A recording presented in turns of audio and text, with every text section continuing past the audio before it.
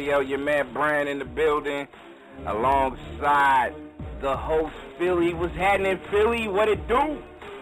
What's poppin', Sam? You know what I mean? Happy to be back on the air. We haven't done it. We haven't had the opportunity to chop this sports show up in a minute, so I'm really eager to get it on and poppin', you feel me? Not just that. I mean, you know, we definitely gonna take trips around the sporting world, NBA, NFL, boxing, baseball, the whole deal, and we definitely got an ill topic on hand. And we do have a guest who's gonna be calling in shortly. Tyler Shinn will return, MMA pro. Definitely gonna talk about all the things he got going on. So it's gonna be a night filled with a lot of ill conversation and talk. Philly, we ready? Oh yeah, man, most definitely. Like my man Brand just said, we got to have Tyler Shinn back on. For those of you who didn't tune in last time, Tyler Shinn, we pro MMA fighter, you know what I mean? We built a pretty good basis with him and everything like that. Just had a fight a few months ago, like last month or something like that, in the RFA Resurrection Fighting Alliance against Nebraska native Cody Land. So we finna chop it up a little bit about that, talk about the training and seminars he attended out in Vegas, and he got some big news that he's about to break on Nexxlegacy Sports Radio about the UFC. So make sure you keep tuned. Hey, it's gonna be an ill night tonight, and of course, you know there is a boxing match that we got to talk about as well that's going on tomorrow. So we definitely gotta let the world know exactly what our take is on that fight that's going down tomorrow night. Oh yeah, man, most definitely. You know what I mean. For those of you who don't know what Brand's talking about, he's talking about Cotto, who's going to get knocked out by Mayweather tomorrow night at the MGM Grand Live in Las Vegas. I don't care what nobody says. Cotto's my boy, man. You know what I mean? Like, I love Cotto. I've been following his career for a minute, but man, I don't think he can do it, man. Mayweather, he's too quick, he's too talented. You know what I mean? And once you get in that doghouse with Mayweather, man, it's a dogfight, and I don't think Cotto has it in him. All right, you got Mayweather. I got Cotto. We shall see. We shall see. Oh. We'll talk about that tonight. We'll talk about it tonight. But yeah, me and you, we probably gonna go back and forth about that match. That's gonna be ill. So it's gonna be on pay-per-view. It's definitely gonna be a dope setting for tomorrow's boxing world. I know a lot of people talking about Mayweather, Cotto. That fight is gonna be ill. So if you're catching it on pay-per-view, you can definitely make sure you hit us up and let us know. And, of course, Nexxlegacy Sports Talk Radio is brought to you by Nexxlegacy.com, Nexxlegacy.com. You go ahead and check us out, do what you need to do, and just kind of look at that revamped spot that we got going on as well. And if you want to send emails, you can send them over to Branded at Nexxlegacy.com, BRANDED at Nexxlegacy.com. You can also send it to, yes, Philly does have a Nexxlegacy.com site. I just got to make sure Philly is accessible to be able to check it out. But you can hit them up at iamPhille at Nexxlegacy.com, NEXX Legacy.com. And also, sports people out there in the world, if you want to make sure that you leave us a message on the hotline, you can do that at area code 206-350-5462.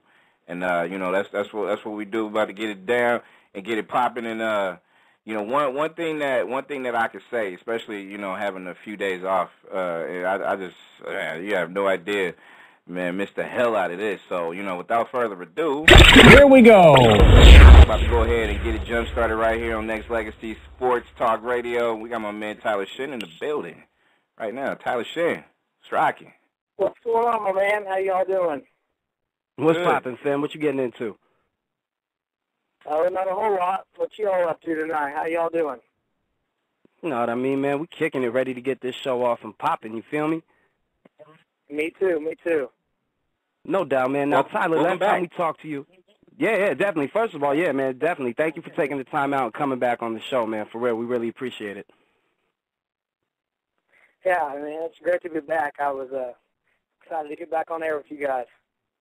Oh, yeah, man. Now, last time we talked to you, you were about to head out to Vegas to do some training out there and attend some seminars. So why don't you tell us a little bit about what that was like and who you were training with out there?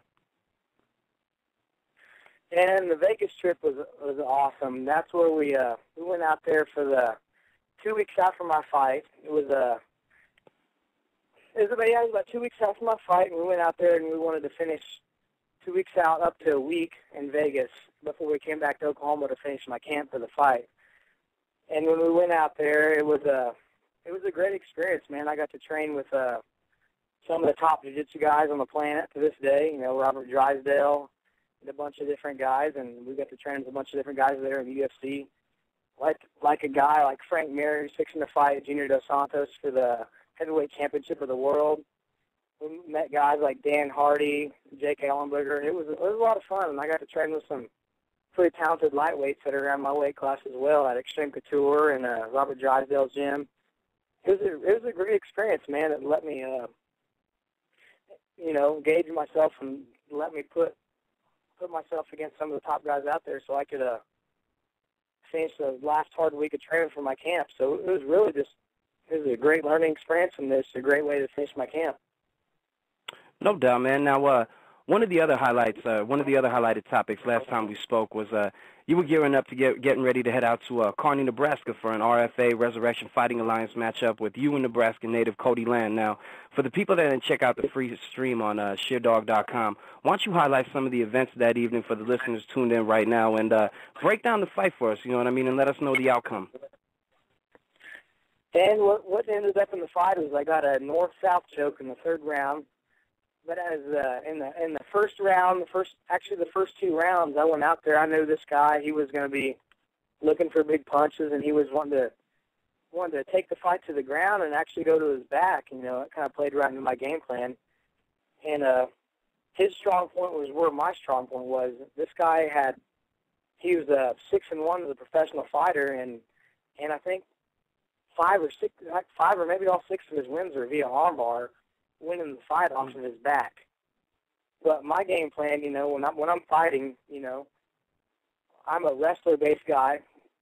That's my main thing. So I ended up sticking to my game plan and sticking to my guns. I knew that if I could take him down, I was going to be in control on top and be able to pass guard and do certain things that was going to fluster him. You know, if you're going to be a guy that's going to lay on your back and fight, it's a really risky game plan when you're fighting a guy with the wrestling capabilities that I have. You know, it's going to be harder to pull off submissions and such. And plus, when you're on your back, you're at risk to get elbowed and take a lot of ground and pound. And that's exactly what happens in the fight. I didn't want to steer from my game plan just because of what he did. Is the whole key to that fight. I wanted to do what I do, but I wanted to be aware of what he was going to do. If you know. So when you set up your game plan, when you game plan against an opponent, what are I mean, are you looking for the weaknesses first, or are you just looking for a particular style? And if he's doing a little bit differently than, you know, either your scouting reports or how you game plan, I mean, what alterations do you usually make while you're in the middle of you know, doing your thing against this person? Well, my game plan is pretty much going to be the same for most of my fights. I'm gonna start standing, and I was aware of what he was going to do, but I wasn't going to let that stop what I was going to do.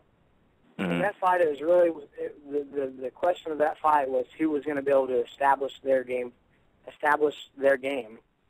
and to do that, it was just me being on top of what I was doing. I pick my takedowns, and if you're going to fight a guy that fights off his back like he does, and he's very successful with catching arm locks and stuff like that, the thing that you got to do is just be careful when you're inside the guy's guard. When you're inside of the guy's guard, he's going to have the capability to catch you in certain things. But when I was able to take him down, what me and Coach went over at my gym was we was going to take him down and not worry so much on ground and pound. We're going to take him down and get past his guard so we didn't have to worry about all the arm locks. So I took him down. I just pressed hard for guard pass. That way he couldn't execute his arm locks, and I was able to get past his guard and get in a lot of punishment to eventually finish the fight in the third round, and that's really what just happened. Now, how much preparation did you have for the fight? And what I mean by that is how long did you train for the fight with Cody Land? Well, I had a January 21st fight, and pretty much after I won that fight, I started my camp for this fight about a week after.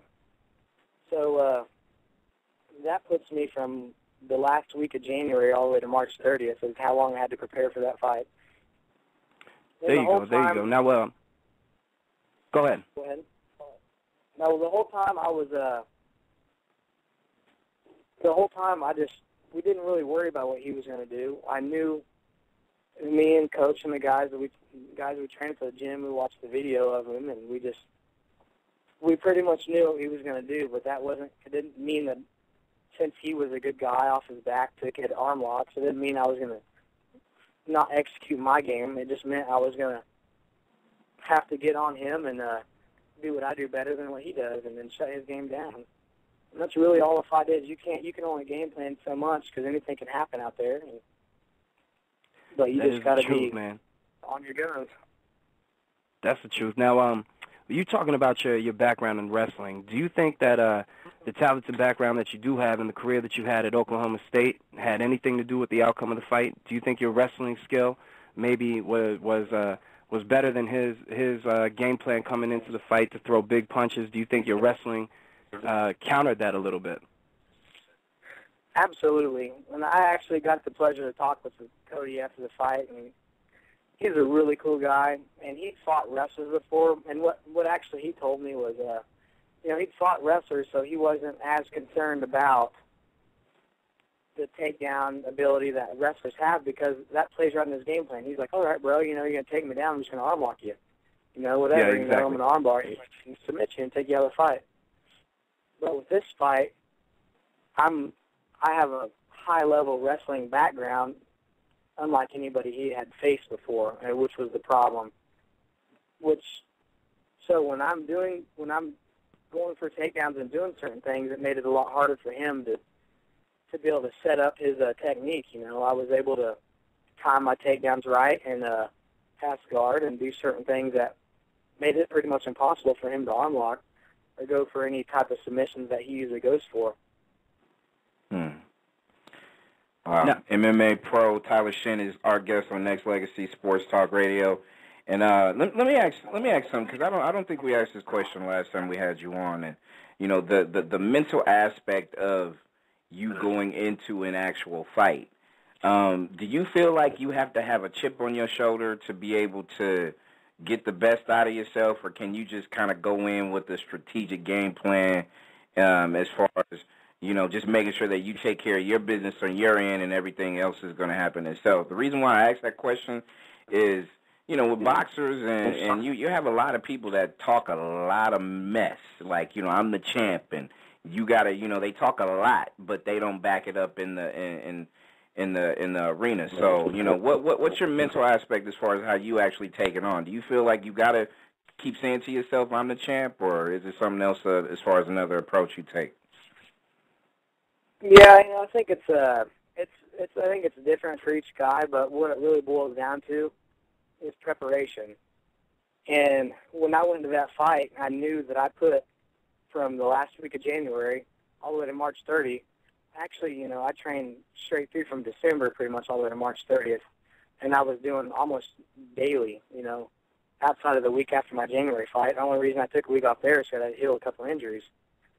But going into that fight, I knew my shape was where it needed to be. I knew my techniques were where they needed to be with my stand-up, with my ground game. I knew that if something were to happen in the fight where I got hurt, I could fight off my back, I could fight on my feet, I can fight top-bottom. Whatever happened, I was going to be ready. And that's really just the part of getting ready for fights is it's just like, some guys come in and they're like, okay, I'm going to stand with this guy. Okay, I'm going to take this guy down. But in my head, it doesn't really matter to me if the guy stops my takedowns or he makes me fight a different fight than I'm used to. I'm ready for the fight in general just because I've trained in every aspect of the way you fight. There's no area that he can put me into where I'm going to feel uncomfortable. And that's just the whole thing. And when you train hard enough to be able to have that, you just know that you can have the complete confidence, like, hey, I'm going to come in this fight and I'm going to take it to this guy.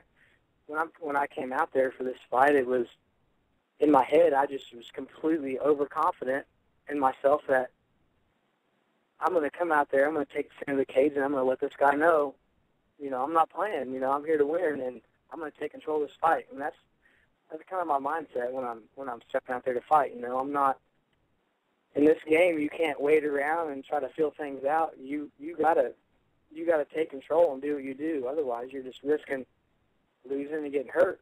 That's all there is to it. True that.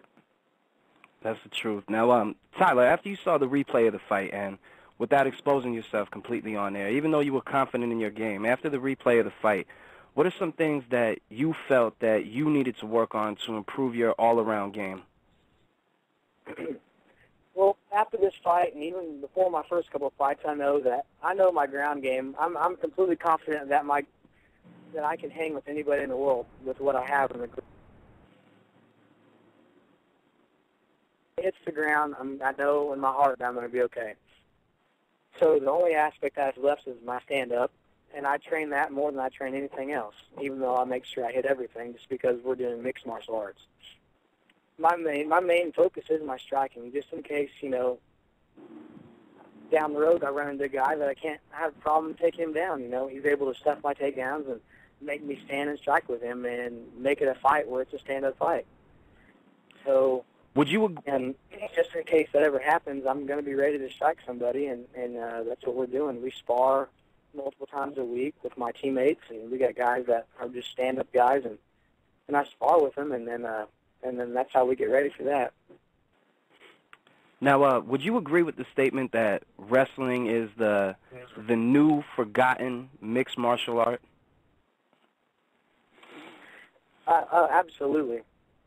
A lot of people, you know, even some people don't really consider wrestling a martial art, but when you think about it, whether the fight's on the street or it's in the cage, when two people lock up against each other, fights can end up on the ground.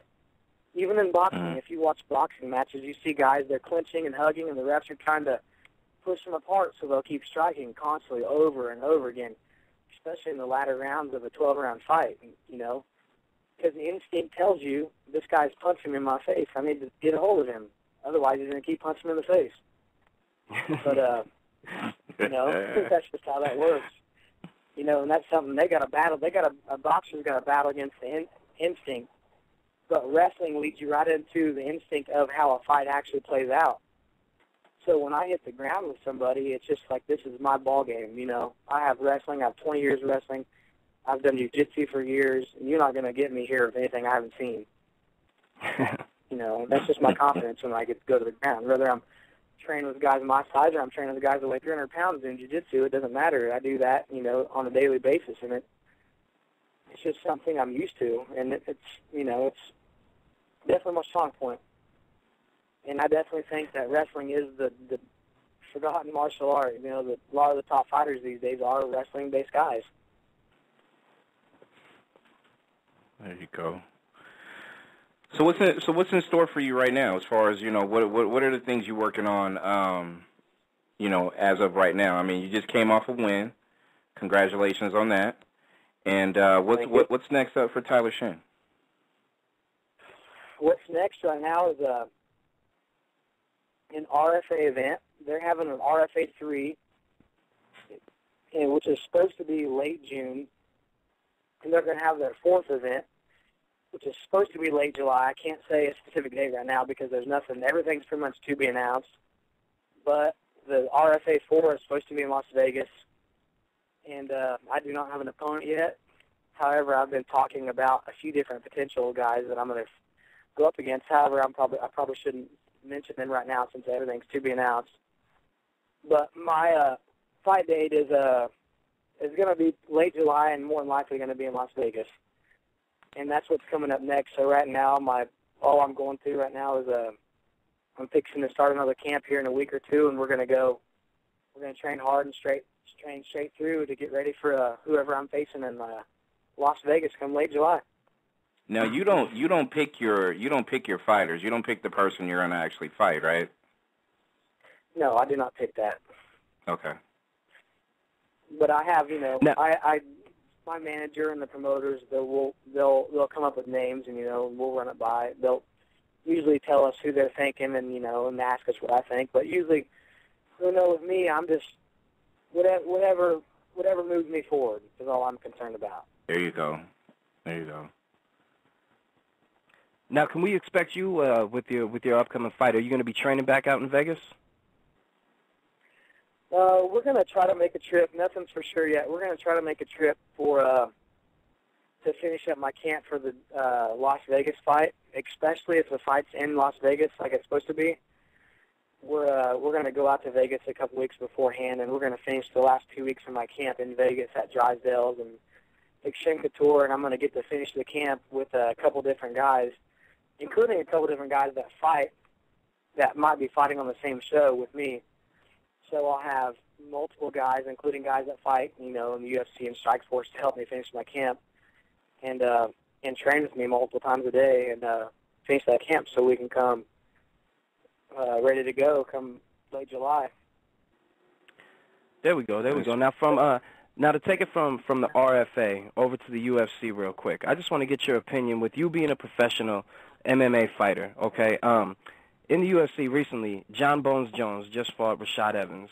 And like I said, with you being a professional fighter, can you break down John Bones Jones, his fighting style, in like an MMA for dummies type way to tell us like what makes him such a well-rounded fighter and almost non-human fighter, you know what I mean? Yeah, man, John has definitely rised himself up to probably the number 2 pound-for-pound fighter in the world. And he does a lot of things like Anderson Silva does. And Anderson Silva, he's the top pound-for-pound fighter in the world right now. He's been world champion since 2006. I mean, this guy's the number one guy. But the guy upcoming right now, people are questioning, could end up being pound-for-pound best is John Jones. And the reason he is so good is because he uses the tools that fit him best to his extreme advantage. Like, for instance, when he fought Rashad, he's a very tall guy. He's got a long reach on his opponents. And when Rashad fighting Jones, he needs to get inside, and he needs to go for takedowns. Once John, he's able to figure out his range with everybody he fights, and he's able to get that range where he's able to hit people and stay at a safe range where he's not in risk of getting hit back. And that's just, he's got the longest reach in the UFC, and he's out here just popping people. And he's not hitting them with strikes that are real heavy, but he's just completely smacking them over and over and over again and putting them out of their comfort zone. They're getting hurt. And on top of that, when guys start throwing heavy back, he has takedowns because John Jones is a wrestler. Ultimately, he came from a wrestling background. He wrestled from a kid all the way up through high school, through college. He's a JUCO wrestler. He came to the UFC with a wrestling background. So this is one of those guys that has the striking, the kickboxing, that he's able to play with guys with a range and use his range to tag people over and over again. He puts so much pressure on them that he makes them do certain things to make them vulnerable, and he'll take them down and he'll submit them. He's just a completely well-rounded fighter, and that's all there is to it. He's out-striking guys, and when they want to go to the ground, he submits them. He's off his back. He's on top. He's tying it together better than everybody else. Like when Rashad fought him, Rashad might be the number 2, 3, 4 fighter in the world at light heavyweight, but he couldn't stand a chance against John because Rashad let John get control of the range and punish him when he should have been doing certain things to mix that up. He should have been using a lot of feints and jabs and in and out and just keeping John guessing over and over again. But he wasn't able to do that because John just completely took control of the fight. Rashad should have pushed harder for takedowns and should have tried to clinch better. Anything but doing what he was doing, When things aren't going your way, you obviously got to reset. If a guy's out striking me, I need to get away from him for a second, reset, and come in again and try to take control. And you got to do it over and over and over again until you can get control of the fight. Otherwise, you're just going to get punished to the point where you can't come back because you're too injured, you're too hurt. You're just trying to survive. And that's what happened to Rashad. He just ended up in a game where he was just trying to survive the fight without getting taken out, and that's what happened. I guess in a lot of cases, when you try to fight to defend yourself, you're really losing in that aspect of it, right? Because you keep your guard up for too long, everything else around you is going to crumble real quick because somebody's going to get the better of you eventually. Absolutely. I mean, this isn't a game where it's, it's who initiates, who takes control of the game plan, And there's all kinds of different ways to do that, and then that's just part of your training and your experience and the journey you're going through. You got to be able to be ready for that when the time comes. Like for me, I'm, hoping within the next year or so I'll be fighting in the UFC, and, hopefully within the amount of time of a year I'll be fighting there. And even now I got to be ready for guys that can fight all around. I got to be ready for guys that can strike and wrestle and jiu-jitsu and everything. There's no politics that shut theirs down. There's no politics that will come with that, right? Like the more you fight and the more you showcase your talent and you climb up the ranks, so to speak, the more bigger events and the bigger opportunities you'll be able to get through the ranks that you're beating or climbing up to get, right? Yeah, say that one more time. What were you trying to say? The fact that you don't have to it's not politics that comes with you climbing up the ladder to actually get the bigger or the better fight. It's just you continuing to kind of plug away, win those fights that you do fight, and showcase your talent, and that's what's going to reign supreme, as opposed to something later on. The politics behind certain things as far as rankings and things like that, right? Yeah, it's a mixture of both. I'm not going to lie. Okay. This sport can be a little bit political. It is a little bit political. I mean, when it comes down to it, they're gonna put people on the show that sell tickets. I mean, but also at the same time, of course, you have to be the phenomenal fighter. Right. But, yeah, it's just it helps me a lot climb as fast as I've climbed because I come from a background where I wrestled at the top college in the country that you can wrestle from. And I have about, I think, 7 or 8 guys that wrestled for Oklahoma State that are fighting currently in the UFC or Strikeforce or have fought there before. So that helps me have a little bit of hype that these guys are my predecessors and we all come from the same place and we were coached by the same people through wrestling. And then we turned our wrestling into mixed martial arts and we've all thrived. It comes from Jake Rochal, Jared Rochal, Daniel Cormier, who's Strikeforce fixing to fight for the heavyweight title, King Mo, who was a Strikeforce middleweight champion, Johnny Hendricks, who's fighting this weekend against Josh Koscheck. I mean, there's 3 or 4 more other guys, and these guys are all able to do their thing. And I think we got a big advantage of people because guys like, even Joe Silva, they know that the wrestlers of our caliber come from a system that other guys in other martial arts never had before. Well, we are training every day. When I was in college for 5 years, we train every day, and it's not an option. You don't show up if you don't feel good. That's not an option. Okay. If you don't feel good, you show up.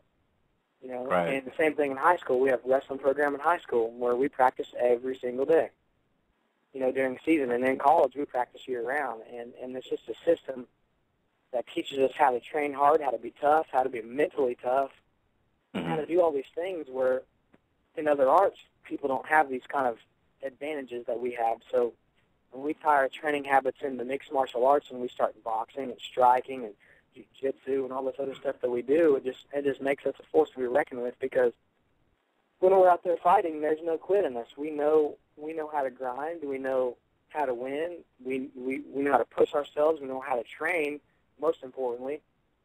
And then that's where the advantage comes from, and that's what guys see that are that are matchmakers that are trying to get people in the big show. It's not necessarily the records that count all the time. It's what's this guy done? What has he been through? What Okay. That's a big thing in it too, outside of the record. I got you, and I'm glad you brought up mental toughness. And we have MMA pro fighter Tyler Shinn on Nexxlegacy Sports Talk Radio, and you can also follow Tyler Shinn on Twitter at Shindig, SHINNDIG00. You can follow him on Twitter right now. One of the main topics that we actually have tonight, and we definitely want your opinion before we let you sign off, is I know you've heard about the sporting world has heard more or less about the passing of Junior Seau to suicide. And one of the questions that I wanted to ask you as an athlete in the sporting arena, and I feel like it's the fraternity. The sports is fraternity. No matter what you do, what you say, what sport it is, it's a fraternity. My question to you is, when it comes to suicide and the mental aspect, as far as when athletes retire or when their careers cut short and it's over, that lifespan is gone, that mental aspect, have you heard about or dealt with any time in your sporting lifetime about just some of the things that goes on in the mind of an athlete when it's over and money's not the way it used to be and the attention is not there like it used to be? Man, absolutely. There's a lot of things with Junior Seau, he was at the top of his game. He's one of the best linebackers of all time. What was he, like a 12-time Pro Bowler, right? Absolutely. Something like that. Sir. He was one of the top linebackers. You would think that this guy's got everything going for him. He's got the life that anybody would want to live. But there's just a lot more that plays behind the scene than everyone sees, He had a wife that he had a hard relationship with. I think most people are aware of now. And I don't know if I'm not sure what his exact issue was, but it's a tough life, When you've been an athlete your whole life and everything shuts down, sometimes you feel lost.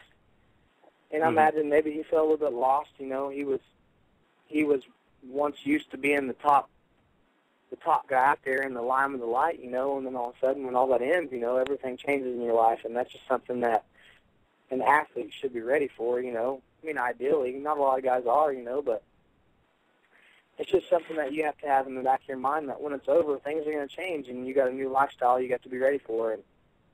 And is a lot of it partially, when I hear you talking about, it's coming, that day and time when your time is up as far as being in sports, be it if it's a career-ending injury or if it's just retirement. You've done it too long, and it's time for you to walk away.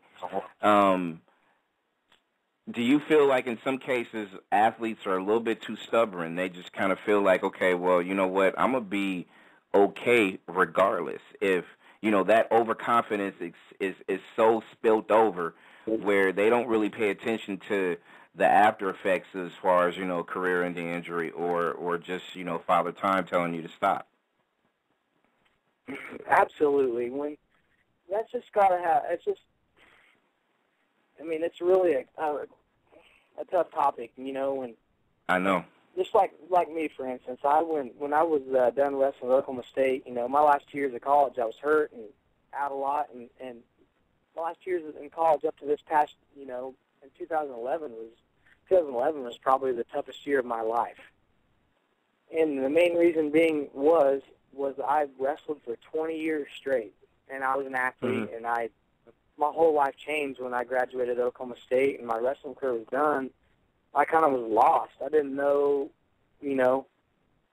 it was just, I knew what I wanted to do with MMA, but it was just something that I was working hard as I could to get my career started, and I was training and making sure I was ready to take my first pro fight, But for probably like the first 6 months after I wrestled at OSU, it was one of them feelings when, you feel kind of like, misplaced in a way.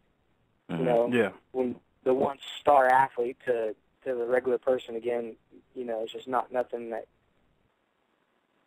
a lot of athletes are used to, but it's just everyone's got to find their way, and I think he had a hard time finding his way, obviously, Right. I found MMA after I was done wrestling, but it's just one of those things. A lot of us guys have such a strong drive, even him being old, like you mentioned being an athlete being stubborn. Absolutely, a lot of athletes are stubborn. They don't know when enough's enough. But that's just something you got to be ready for the day, and you got to plot for that day when when you start taking, like for me, when I feel like I can't keep getting better, when I feel like I've plateaued, and I need to start thinking about a new career. I mean, a new lifestyle. You know, what am I going to do next? You know, Right. and a lot of people don't put, a lot of athletes don't put time into that thought process. Like, what am I going to do next? Because you're so busy with now.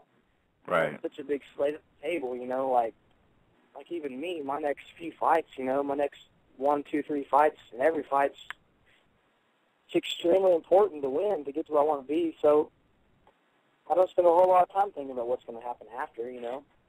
Yeah, and see, to me, I think that by what you said right now, as far as you thinking about other stuff in general, as far as for you, you can still be able to double dip in a sense, meaning I can still focus on being the best fighter I could be, and I can also mentally prepare myself for life after. And like you said, not a lot of athletes do it. And and I was going to ask you that question about yourself. How do you mentally do it and prepare yourself for being, because you're on the rise right now, and you're going to get to that point where you're going to be up there in that stratosphere where there's going to be millions and billions of people taking a look at you. And then later on in your career, like you said, everything plateaus. Your career is going to come to an end, and Hall of Fame career, whatever the case may be. And my thing is, even though a fighter or an athlete, so to speak, has to prepare themselves for it, do you feel like other people around them should help them prepare for it? Not just family, because family for the most part is going to stick by you no matter what. But I'm talking about well, knock on wood about wives, but that's another topic for later.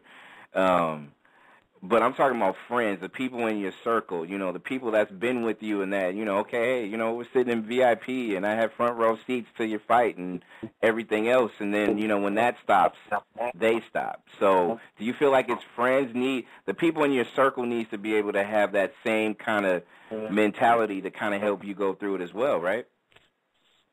Yeah, I'm glad you brought that up. That's probably one of the top, that might be the most important aspect of a professional athlete's life, is who do you surround yourself around? Absolutely. And that's something that you have to pick. You have to pick that out carefully. I mean, you can't have a group behind you that when you're done, they're done and they're gone. It's your support group should be like your family, even though they're not blood. But your support group, is a big factor in it. When you have a bunch of people that are with you to the bitter end, and that's it's just like anything, whether it's athletics or in just life. When you have support and you have people that are behind you and that care for you and that love you, that's everything. That's the difference. That's like the difference maker. Everybody needs that in their life, and when you can, when you have that, that's just you're going to be able to be fine. In your heart when you create good relationships in your life, and it's part of the athlete's job too. If you're sitting here bouncing around people and leaving people right and left and be like, I can do whatever I want to do, I'm a star athlete, blah blah blah, you're going to find yourself on your ass at the end. That's right. It's just how it is. If you create good relationships and stick to your word, you're going to be fine. I'm not saying that this is what happened at Junior Seau. I don't, because there's a lot under that topic that probably a lot of people won't ever know. I agree. But if you have the support, you come up with ideas. You're going to be ready to roll with the punches, and that's just life. No matter what you do, things happen in life, and life leads you in different directions. Just a year ago, I didn't know I was going to be here. Not even 6 months ago did I know I'd be where I am right now. You just got to do the best you can do and roll with the punches. I mean, you never know exactly what's going to happen, but you know what you want to do, and that's your tunnel vision. But in a part of a professional athlete's a goal should be to be able to have that complete support system that has you to the bitter end, and you have those guys in your corner, and you have those people behind your back that you turn and look to, and you got them and they got you. You know, there's nothing better than that. You can't beat that. That's what you got to have. Yep. Couldn't put it better myself. And that's the truth. Go ahead, Phille. Now, Tyler, with us just taking the last few minutes to highlight everything that we talked about from fighters, and not only fighters but professional athletes, just like having to accept that at one time or another, whether like Brand said, whether it be career ending or whether it be just your time is up, like one way or another you're going to have to cope with the fact that something you've been doing your whole life has to come to an end. Now, with us talking about that, and you saying that 6 months ago you didn't see yourself where you were, and how when you graduated from Oklahoma State you were kind of lost for a minute, being like, what am I going to do? 6 months ago, with you not seeing yourself where you are now, have you thought anything about where you see yourself maybe 5 or 10 years from now? And maybe what you're going to do after your fighting career is over? Well, I haven't thought 5 or 10 years ahead of time, but, you know, my next, with what's happened in the past 5 or 6 months,